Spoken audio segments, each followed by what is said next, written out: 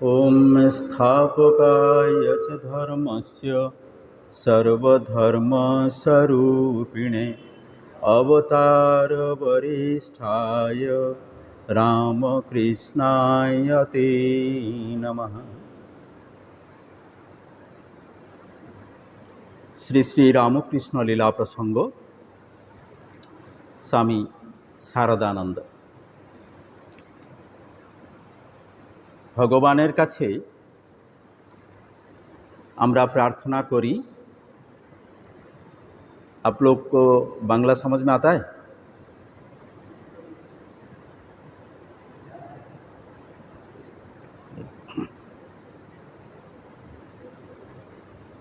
ভগবানের কাছে আমরা प्रार्थना करी যে আমরা দিন সাধারণ মানুষ, আমাদের কি সে বোধ শক্তি আছে, সে বুদ্ধি আছে, সে ধারণা শক্তি আছে যে আমরা তোমাকে জানতে পারি বা তোমাকে বুঝতে পারি বা তোমাকে ধরতে পারি? সে ক্ষমতা আমাদের নাই। তাই হে কেশব, তুমি এই দিন জনে করুণা করো। যে গানটি একটু আগে হলো, ভগবানের কাছে প্রার্থনা হচ্ছে। আমরা আরতির পরে যে স্তব শ্রীরামকৃষ্ণ স্তোত্র করে থাকি, সেখানেও বলা হয় বক্ত্রধৃতোপি হৃদি মে নচ ভাতি কিঞ্চিত। বারবার বলি, বারবার শুনি, বারবার আমরা আলোচনা করি, তবুও বক্ত্রধৃতপি আমাদের মুখে উদ্ধৃত হওয়া সত্ত্বেও নচ ভাতি কিঞ্চিত হৃদি মে, আমার হৃদয়ে কিঞ্চির মাত্র সেটা প্রতিভাত হয় না। কি? এই ভগবত তত্ত্ব, ঈশ্বরীয় তত্ত্ব আমরা শুনছি, আমরা বলছি, আমরা পড়ছি, আমরা কীর্তন করছি, আমরা ভজন করছি, সব কিছু করছি, কিন্তু তবুও কেন আমার হৃদয়ে সেটি দৃঢ়ভাবে প্রতিষ্ঠিত হচ্ছে না, প্রথিত হচ্ছে না? আমি কেন তোমাকে বুঝতে পারছি না? তা কারণ তো আমি জানি না, শুধু এইটুকু বুঝি যে এটি আমার বশে নয়, আমার সাধ্যে নয়। তস্মাৎ ত্বমেব শরণম মম দীনবন্ধু। তাই হে ভগবান, তুমি আমার একমাত্র আশ্রয়। আমি তোমাকে আশ্রয় করছি। তুমি হে দীনবন্ধু, তুমি আমাকে রক্ষা করো, তুমি আমাকে মুক্ত করো, তুমি আমাকে এ ভব সংসার পার করো। এই বলে ভগবানের কাছে প্রার্থনা করা হয়। এবারে ভগবানকে, তাকে তো আমরা চোখে দেখি না। চোখে দেখি কি? দেখতে পাই কি? ভগবান, শাস্ত্র বলে भगवान, आपको समझ में नहीं आ रहा होगा ना? ठीक है, भगवान किसको बोलते हैं? भगवान का अर्थ क्या है? भगवान, ये जो शब्द है, ये शब्द हम सब कोई बोलते हैं ना, भगवान भगवान, हे भगवान रक्षा कर, हे भगवान हमको ये दो वो दो, से तो बोलते हैं। लेकिन ये भगवान होते कौन? रहते कहाँ? करते हैं क्या? क्या करते हैं वो तो हम सुनते हैं। वो भगवान सब कुछ करते हैं, वो सर्वज्ञ हैं, वो सर्वशक्तिमान है, सारी चीज़। लेकिन रहते हैं कहाँ? दिखाई क्यों नहीं देते हैं? कहाँ कोथाय थाकेन? কেন দেখতে পাই না? আর সেই ভগবান শব্দের অর্থ হলো ভগ अस्ति इति यस्य स भगवान भूतानाम आगतिम गतिम व्यक्ति विद्याम अविद्यांच भूतानाम आगतिम गतिम। যিনি বিদ্যা কি অবিদ্যা কি, অর্থাৎ জ্ঞান কি অজ্ঞান কি, এবং এই যে মানুষের আসা যাওয়া, এই জন্ম মরণ বিষম ব্যাধি ভোগ করা, এই সংসারে জন্মানো আবার মরে যাচ্ছে, আসা যাওয়া, এর সব কিছু যিনি জানেন তিনিই ভগবান। সবাচ্য ভগবান ইতি। ভগ অস্তি, ছটি ঐশ্বর্য, ভগবানের ঐশ্বর্য। ষড় ঐশ্বর্যবান যিনি তিনি ভগবান। ছটি ঐশ্বর্য হচ্ছে ঐশ্বর্যস্য সমগ্রস্য, শ্রিয়স্য যশস্য বৈরাগ্য, আর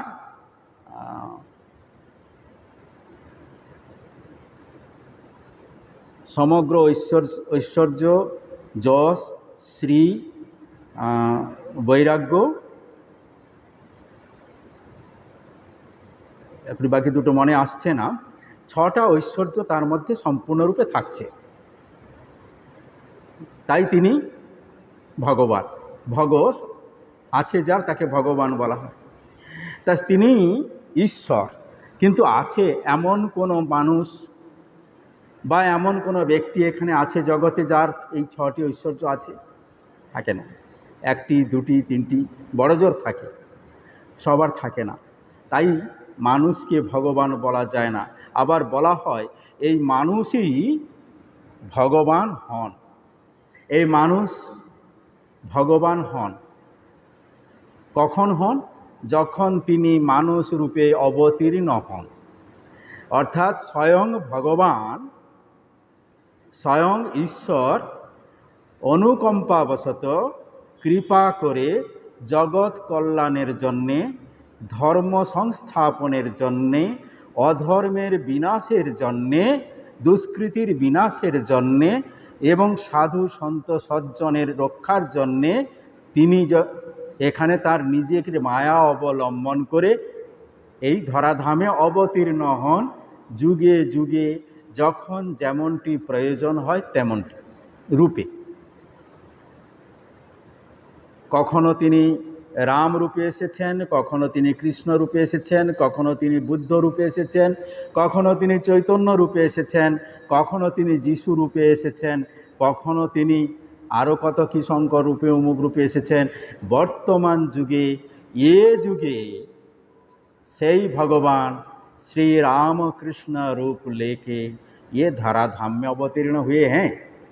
वही श्री राम कृष्ण भगवान, श्री राम कृष्ण उनको कहते हैं, क्योंकि श्री राम कृष्ण के अंदर यही षड ऐश्वर्य पूर्ण मात्रा में था। इसका प्रमाण स्वयं भैरवी ब्राह्मणी, उनके जो गुरु, तंत्र साधना के गुरु थे, ये शास्त्र तथा उनका जो व्यवहार, उनमें जो लक्षण दिखाई दिया था, वो सारे लक्षण शास्त्र प्रमाण के सहारे पंडित सभा में वो प्रमाण करके दिखाया। और भी वैष्णव चरण पंडित, वो भी कितने सारे विद्वान लोग, और गिरीश चंद्र घोष वो तो सबके सामने ऐसा डंका बजा के बोलते थे यही भगवान है, यही अवतार है, अवतार है, अवतार है। श्री राम कृष्ण एक अवतार। गिरीश घोष ऐसा चिल्ला चिल्ला के बोलते थे सबको, ये देखो मुझको देखो, मैं क्या था क्या हुआ। क्या था मतलब गिरीश घोष का जो पूर्व जीवन है अत्यंत नीच जीवन था। कितने भी घृण्य कर्म उन्होंने किया है, लेकिन এত খারাপ কাজ করার পরেও সেই গিরিশ ঘোষকে যিনি বকলমা নিয়ে তাকে উদ্ধার করেছেন, সেই গিরিশ ঘোষ তাই বলছেন, দেখো আমাকে দেখো, যদি শ্রীরামকৃষ্ণকে জানতে চাও তাহলে আমাকে দেখো, আমি কি ছিলাম, কি হয়েছি, আমাকে আমি হয়েছি নয়, আমাকে তৈরি করেছেন। শ্রীরামকৃষ্ণ हमको कैसे एक जैसे कि कीड़े के माफिक जीवन यापन करता था, आज मेरे को भक्त भैरव बना दिए हैं श्री राम कृष्ण। तो इसलिए श्री राम कृष्ण भगवान है, जो वो कर सकते हैं, साधारण जीव का वश नहीं है। वही भगवान श्री राम कृष्ण देव की जीवनी ग्रंथ श्री श्री रामकृष्ण लीला प्रसंग हम पाठ करते हैं। पिछला दिन हमने देखा साधक भाव का शेष कथा में जो भगवान श्री राम कृष्ण देव सारे धर्म का साधन किया है, धर्म मत का जो पथ है वो सारे पथ अनुशीलन करके साधन करके एक सिद्धांत में पहुंचा कि जितने मत उतने पथ, যত मत तत पथ, कोनो मत कोनो पथ भूल नय, हर एक मत और पथ सच है, ठीक है। कोई भी अपना अपना सामर्थ्य, अपना अपना रुचि, अपनी अपनी जो रुचि है उसी के हिसाब से वो अपना ले, उनको अनुशीलन करे और चरम तत्व परम तत्व लाभ करे, कोई प्रॉब्लम नहीं है। ये भगवान श्री राम कृष्ण देव का कहना था। तो उसी समय साधना के बाद उनका जो अनुभव हुआ था, उपलब्धि हुआ था, जितने भी उपलब्धि उनकी हुई थी वो सारे उपलब्धि को स्वामी शारदानंद जी ने 8 प्रकार ऐसा बताया। पिछले दिन हमने उनके अपने बारे में जो उपलब्धि हुई थी वो सारे चीज़ हमने बताया। 3 उपलब्धि थी। एक नंबर उपलब्धि कि उनको समझ में आ गया था कि वो ईश्वर अवतार है, ईश्वर स्वयं ईश्वर और श्री राम कृष्ण एक है। ये उपलब्धि उनकी पूरी तरह से हुई थी। दो नंबर उपलब्धि उनकी मुक्ति नहीं है।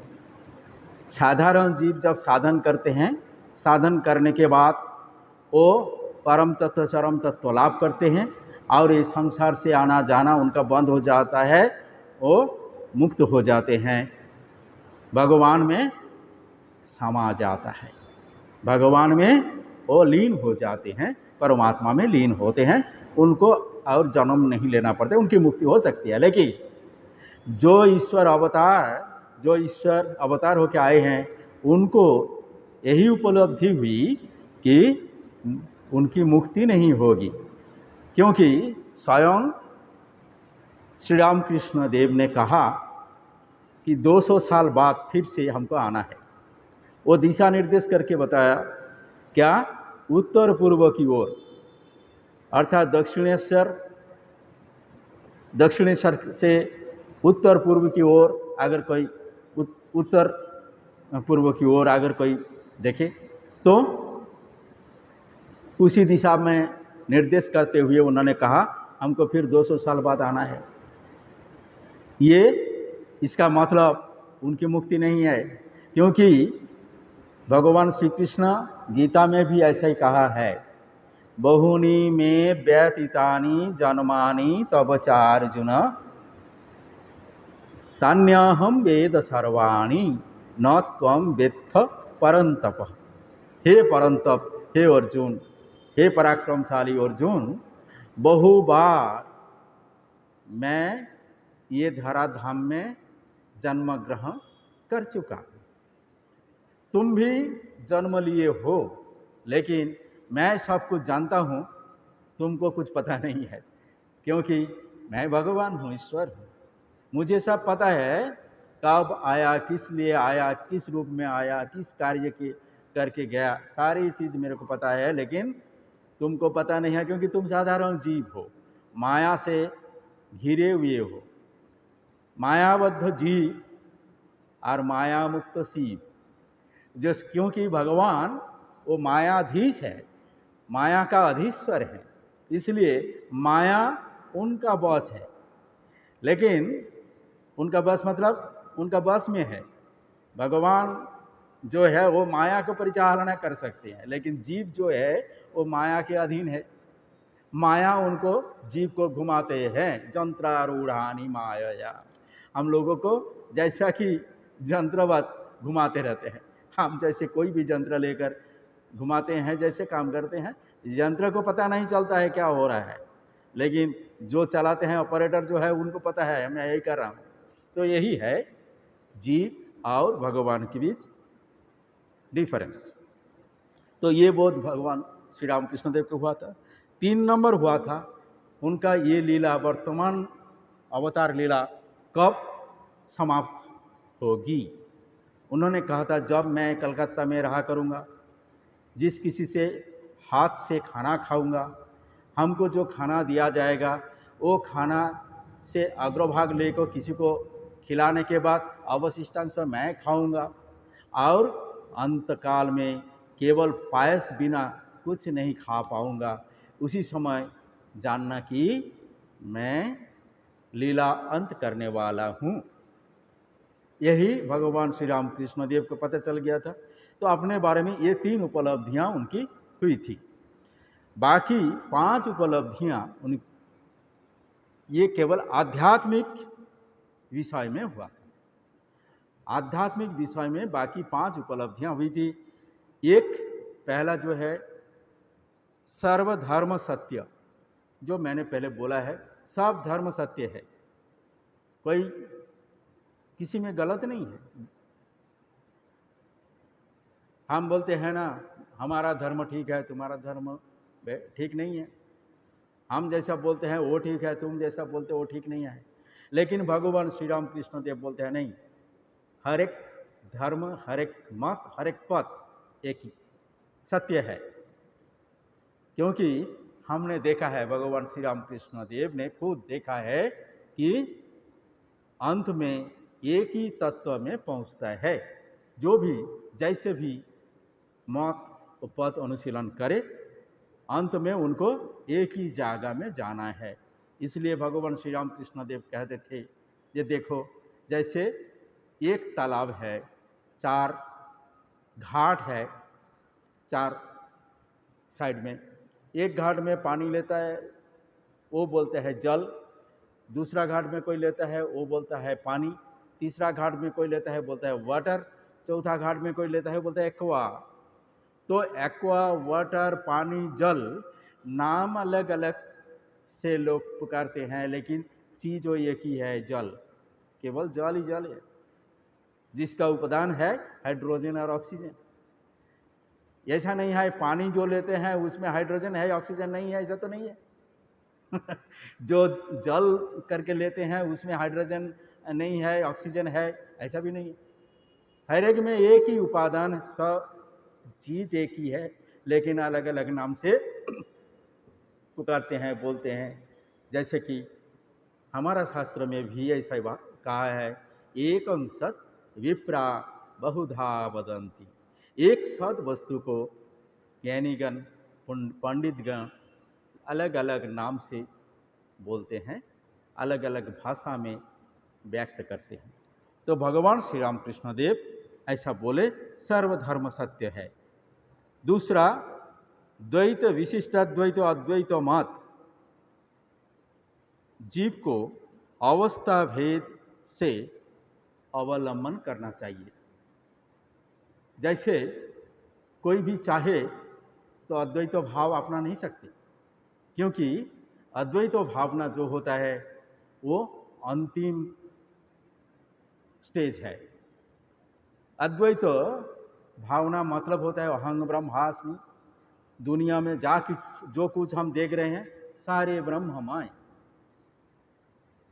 ये चीज उपलब्धि हो इतना सहज नहीं है, क्योंकि भगवान श्री राम कृष्ण देव कहते हैं अद्वैत भावना एकदम चरम स्टेज है, एकदम अंत में मिलेगा। और वो भाव जब तक देह बुद्धि है, देह इंद्रिय बुद्धि, इसका मतलब देहात्म बुद्धि जब तक है, तब तक अद्वैत भावना नहीं हो सकती। अहं ब्रह्मास्मि बोलना मतलब धोखा। अहं ब्रह्मास्मि कहोगे और तुमको किसी ने गाली दे दिया तो तुम्हारा गुस्सा आ जाता है, ऐसा तो नहीं हो सकता है। तुमको कोई प्रशंसा कर दी, बहुत बोल दिया अच्छा है, बहुत अच्छा है, बहुत अच्छा है, और ऐसा ही तुम्हारा छाती आधा हो गया, ये भी नहीं होना चाहिए। किसी ने तुम्हारी निंदा कर दी, अरे क्यों ऐसा कहा, ऐसा करके विमर्श होना, ये भी नहीं होना चाहिए। क्योंकि देहात्म बुद्धि जब तक हमारा है, ऐसा करके थोड़ा दबाए तो इसमें कष्ट होता है, एक चींटियाँ काट दें तो हमको लगता है ना, आहा काट दिया, लगता है, एक धक्का लग गया, दर्द हो रहा है। ये सब फीलिंग जब तक होता है तब तक अहं ब्रह्मास्मि, मैं ब्रह्म हूँ, सब कुछ ब्रह्म है, ये बोलना मतलब अपने को धोखा देना, दूसरे को भी धोखा देना है। तब क्या करना चाहिए? इसलिए भगवान बोलते हैं द्वैत से शुरू करो, भक्ति भाव से शुरू करो। भक्ति भक्ति भक्ति, एक भगवान है, मैं भगवान का भक्त हूँ, मैं भगवान का दास हूँ, मैं भगवान का सेवक हूँ। इसी हिसाब से इस भाव से शुरू करो। धीरे धीरे धीरे धीरे भक्ति जब पकेगा, भक्ति जब दृढ़ होगी, तब भगवान स्वयं तुमको कृपा करके अद्वैत ज्ञान भी दे देंगे, इसमें कोई संशय नहीं है। ये भगवान श्री राम कृष्ण देव ने कहा है, ये उनको अपनी उपलब्धि से वो बोलते हैं। फिर 3 नंबर बोलते हैं, देखो सब कोई भक्ति भाव लेके भी नहीं रह सकते, सब कोई ज्ञान मार्ग में भी नहीं चल सकते, तो क्या करना है? निष्काम कर्म करो। यही बोलते हैं भगवान, कर्मयोग अवलंबन करके साधारण मानव की उन्नति होगी। निष्काम कर्म करो, जो कर्म हम करते हैं भगवान की सेवा बुद्धि से करो, भगवान पे फल समर्पण करके करो। जैसा गीता में कहा है, कर्मण्येवाधिकारस्ते मां फलेषु कदाचन, केवल मात्र कर्म में तुम्हारा अधिकार है, कर्म फल में नहीं है। कर्म फल की आशा छोड़ दो, वो भगवान के ऊपर निर्भर करो, भगवान को समर्पण कर दो। देखिए, अपना जो कर्तव्य कर्म है, वो कर्तव्य कर्म सही ढंग से, तन मन धन से, शास्त्र के अनुसार विधिवत अनुष्ठान करते जाओ। देखो धीरे धीरे धीरे धीरे तुम्हारी उन्नति, आध्यात्मिक उन्नति होगी। और वही उन्नति क्रमोन्नति बोलते हैं, क्रम, स्टेज बाय स्टेज, वो उन्नति से तुम भी वो चरम तत्व में पहुंच सकते हो। ये भगवान की उपलब्धि है। फिर चौथा है, उदार मत का संप्रदाय प्रवर्तन करना होगा। जैसे उनको लगा कि माँ जगदम्बा क्यों इतना साधन मुझसे कराए, इतना साधन एक के बाद एक साधन करते हैं, 3 दिन में, 4 दिन में, 5 दिन में चरम तत्व में पहुंच जाते हैं। तो इतना साधन करने का क्या जरूरत, क्या प्रयोजन था? साक्षात जगदम्बा ने क्यों श्री राम कृष्ण शरीर अवलंबन करके ऐसी लीला की? तो श्री राम कृष्ण देव को ऐसा महसूस हुआ कि एक ऐसा संप्रदाय प्रवर्तन करना है जो उदार होंगे, ब्रॉड, जिसमें कोई संप्रदाय लेकिन सांप्रदायिकताहीन, संप्रदाय लेकिन सांप्रदायिकता नहीं होगी, नहीं रहेगी। सब आओ आओ आओ, किसी को छोड़ना नहीं, किसी को ना ऐसा नहीं करने का, लेकिन कोई भी आके यहाँ अपना अपना मत और पद अनुशीलन भी कर सकते हैं। यही जो उदार संप्रदाय आज रामकृष्ण संघ के रूप में ये जगत में दिखाई, सारा वर्ल्ड में इसका विस्तार हुआ है। ये बोलता है, काशीपुर बागान में अवस्थान करते हुए ठाकुर अपनी जो छाया मूर्ति, जो मूर्ति आज हम पूजा करते हैं, ऐसा ध्यान मूर्ति, ये मूर्ति उनको जब दिखाया गया तो ठाकुर जी ने कहा, देखो यही जो पिक्चर है, छवि, ये छवि काल में घर घर में पूजा होगी। ऐसा नहीं केवल हिंदू धर्मावलंबी जो हैं वो पूजा करते हैं, ऐसा भी नहीं है। बहुत सारे क्रिश्चियन, बहुत सारे मुस्लिम, अन्य धर्म के भी बहुत सारे यहूदी, ईसाई, इस्लामिस्ट, बहुत सारे लोग श्री राम कृष्ण देव की यही छवि, ये मूर्ति पूजा करती हैं, अपने पास रखते हैं और उनको भक्ति करते हैं, श्रद्धा करते हैं। तो ये भगवान श्री राम कृष्ण देव ने कहा था कि ये काल है, अर्थात आने वाला काल में यही छवि घर घर में पूजा होगी। हो भी रहा है ना, आजकल हम देखते रहते हैं, और भी आगे देखेंगे अगर जिंदा रहे तो। फिर फिफ्थ लास्ट, ये हमको तो बहुत अच्छा लगा ये पॉइंट शारदानंद जी ने जो कहा, क्योंकि श्री राम कृष्ण देव जोग दृष्टि सहारा लेकर उन्होंने देखा जिनका शेष जन्म उनको यहाँ आना है। बहुत गूढ़ अर्थ संपन्न ये वचन है भगवान श्री रामकृष्ण का। बोलते हैं, যাহাদের शेष जन्म তাহারা তাহার निकटे धर्म लाभ करिते आसिबे। जहादेर शेष जन्म, जिनका शेष जन्म, उनको अवश्य ही श्री राम कृष्ण फोल्ड में आना ही होगा, वो कहीं भी नहीं जा सकते। तो ये चीज हम अपने को भाग्यवान समझते हैं। हम लोग कम से कम इतना तो विश्वास करते हैं, भगवान श्री राम कृष्ण देव की वाणी स्वयं भगवान अपना मुंह से उच्चारण की, जे शेष जन्म हो सकता है हम लोग का भी शेष जन्म हो जाए। देखो, ये जन्म में भगवान श्री राम कृष्ण देव की कृपा हमको मिली है। अगर नहीं, कृपा नहीं मिलती तो हमारा ऐसा कोई साध्य नहीं है जो ऐसा संसार छोड़ के ये श्री राम कृष्ण संघ में स्थान ले। ये हमारी बस की बात नहीं है, ये तो उनकी कृपा है। केवल सन्यासी नहीं है, साधु संत जो रामकृष्ण मिशन में ज्वाइन किया है उनकी बात नहीं है।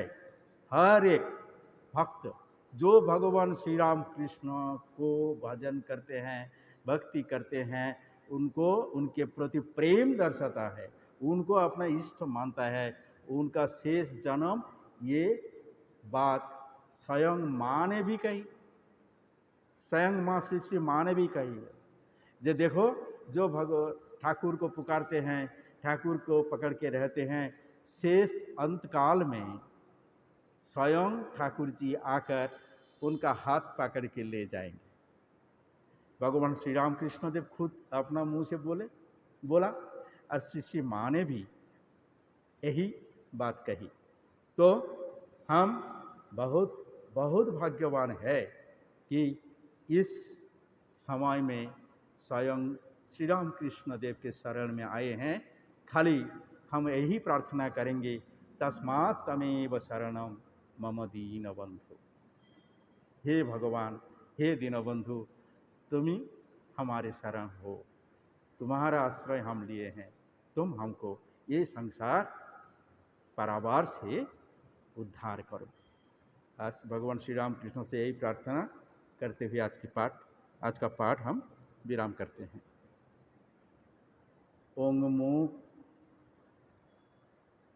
ओं निरंजनं नित्यमनन्तरूपं भक्तानुकंपाधृतविग्रहं वै ईशावतारं परमीशमीड्यं तं रामकृष्णं शिरसा नमामि।